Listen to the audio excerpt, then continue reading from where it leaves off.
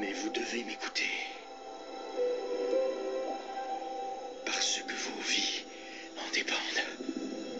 This is not the end.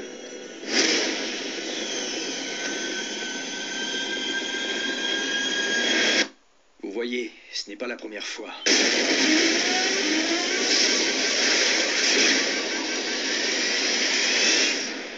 Que nous avons cette conversation. Quel jour sommes-nous? Le jour du jugement dernier. Vous venez d'arriver avec les nouvelles recrues. This is not the end. L'invasion va échouer, même avec tous les soldats que vous envoyez. Nous allons This is not tout perdre. the end. Quand vous vous réveillerez, venez avec moi.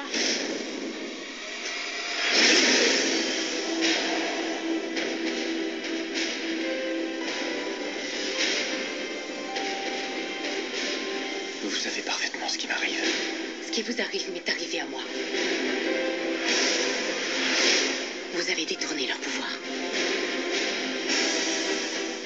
Aidez-moi À faire quoi exactement? à gagner la guerre. Nous pouvons y arriver. Venez ici tous les jours et je vous entraînerai.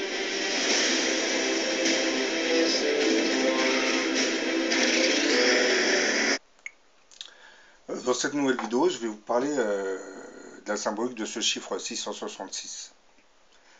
Mais avant, je vais vous parler de la Bible, le petit chapitre 13 qui fait allusion à l'arrivée de l'Antéchrist et de ce chiffre. Bible, Nouveau Testament, Apocalypse de Saint Jean, chapitre 13. Puis je vis monter de la terre une autre bête qui avait 2 cornes semblables à celles d'un agneau et qui parlait comme un dragon. Elle opérait de grands prodiges, même jusqu'à faire descendre du feu du ciel sur la terre, à la vue des hommes. Et elle séduisit les habitants de la terre par les prodiges qui lui étaient donnés d'opérer. Par ces manœuvres, tout petits et grands, riches ou pauvres, libres et esclaves se feront marquer sur la main droite ou sur le front, et nul ne pourra rien acheter ni vendre s'il n'est marqué au nom de la bête ou au chiffre de son nom. C'est ici qu'il faut avoir de la sagesse, que l'homme doué d'esprit calcule le nombre de la bête, car c'est un nombre d'hommes, son nombre est 666. Dans une précédente vidéo, je vous expliquais que le mythe du mystérieux grand monarque, dont la venue avait été prophétisée par une multitude de visionnaires chrétiens à travers les siècles, correspondait en fait à ce personnage biblique qu'on appelle l'Antéchrist. Et je précisais que Antéchrist voulant dire antérieur au Christ et non contre le Christ. Le verset biblique nous dit que l'apparition de ce dernier roi du monde sera marquée par la quasi-présence d'un chiffre particulier, 666. Vous aviez remarqué que la pyramide du Louvre était recouverte par 666 panneaux de verre.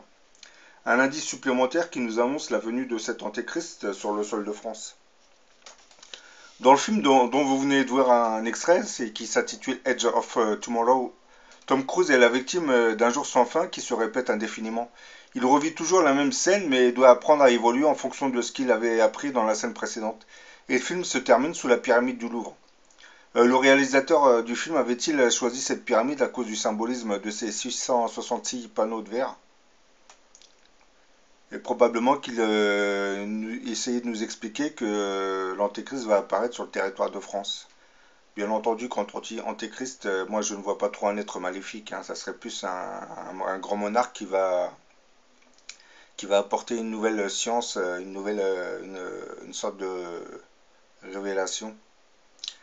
L'informatique qui est devenue la base même sur laquelle reposent toutes nos industries, du moins toutes nos sociétés industrialisées, était née avec l'avènement du premier ordinateur inventé par Steve Jobs et Steve Wozniak. C'est un peu ce que vous voyez sur l'écran là. Les premiers modèles de l'Apple I avaient été commercialisés la toute première fois le 11 avril 1976. Son prix avait été fixé à 666,66 $. Exactement ce qui avait suscité de nombreuses réactions. Car 666 est connu pour être le nombre de la bête dans les textes religieux chrétiens. Lorsqu'il avait été interrogé à ce sujet, Steve Wozniak a par 2 fois nié connaître le sens religieux de ce nombre au moment de décider du prix de l'Apple I. Il avait expliqué avoir défini le prix de l'ordinateur en fonction du coût de production. Steve Jobs l'aurait ensuite incité à rajouter les deux 6 après la virgule pour attirer l'œil. Bah voyons. Et cette invention du premier ordinateur allait ouvrir la voie à l'Internet dans le futur. Aujourd'hui, tous les habitants de la planète sont connectés sur le web. Et étrangement, toutes les adresses du web portent le nom de la bête. Et là aussi, on retrouve le chiffre 666, c'est encore un signe. Le World Wide Web, littéralement la toile d'araignée mondiale, est communément appelée le web.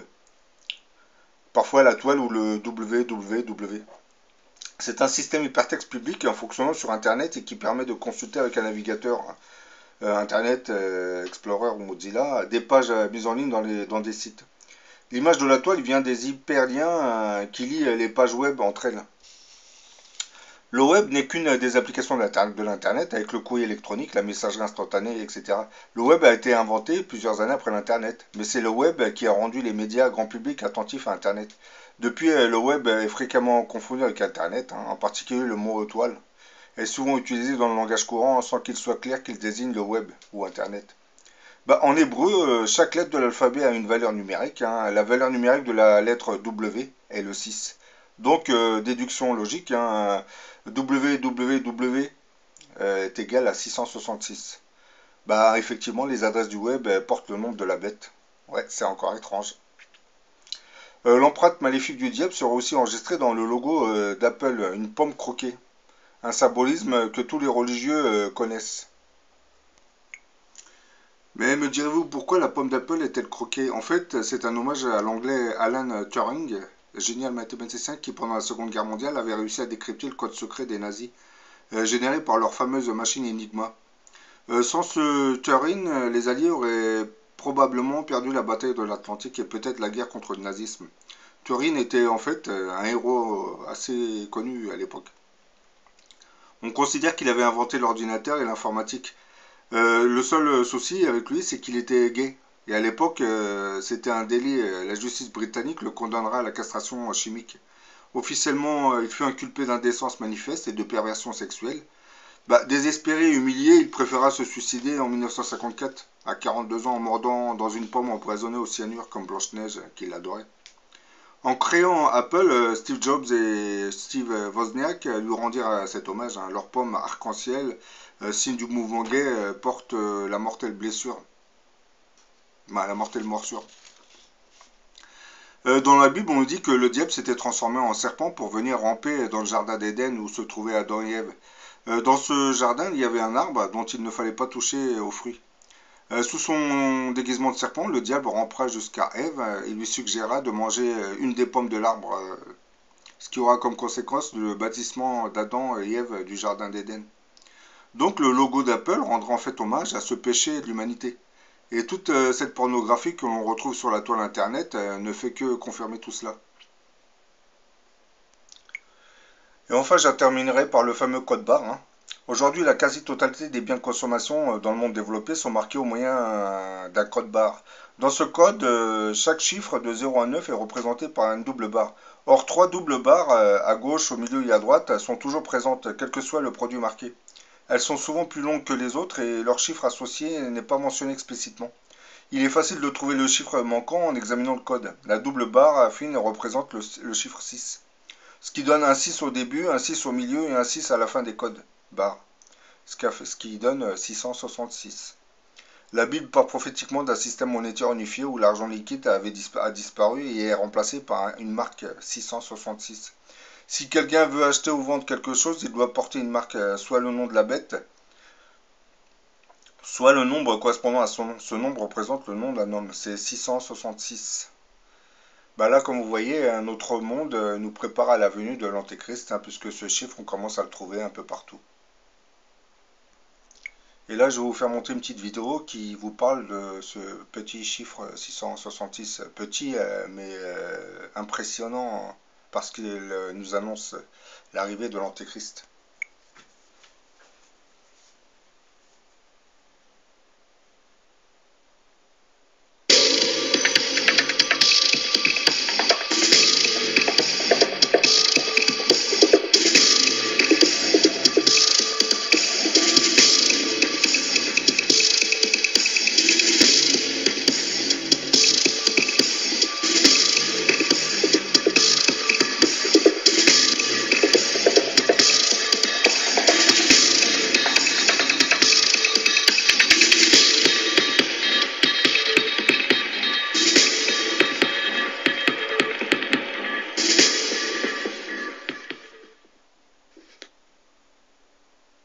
Salut à tous. Dans cette vidéo aujourd'hui, j'aimerais vous parler du nombre 666. Je vais vous démontrer que ce nombre est non seulement plus que présent, mais surtout qu'il est en train de se répandre absolument partout. C'est hallucinant.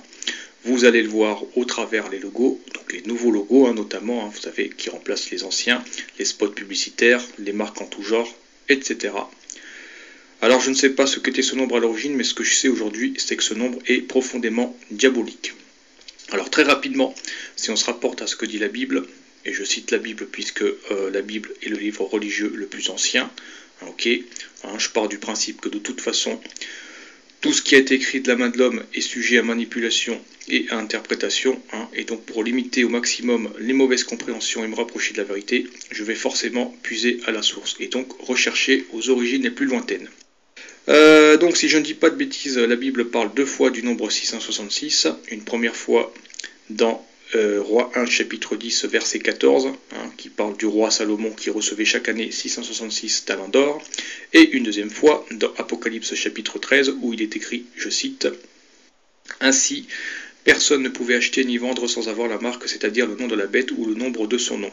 Il faut ici de la sagesse, que celui qui a de l'intelligence déchiffre le nombre de la bête, car c'est un nombre d'hommes, son nombre est 666. » Donc le 666 est cité deux fois, une fois qui décrit ce qui fut à une certaine époque, et une deuxième fois qui décrit ce qui est aujourd'hui. Et effectivement, cela correspond, puisque bien que la technologie ne fut probablement pas aussi répandue et utilisée qu'à notre époque, le système dans les deux cas était globalement le même, puisque le 666 décrit entre autres un système financier et fiscal, bon, excepté qu'aujourd'hui il y a l'informatique, et que l'informatique, vous allez tout de suite le voir, est le 666 lui-même, puisque l'informatique est le cœur de notre système financier actuel, que sans lui il ne pourrait pas exister, et que tout, et je dis bien tout, dans l'informatique vénère le 666.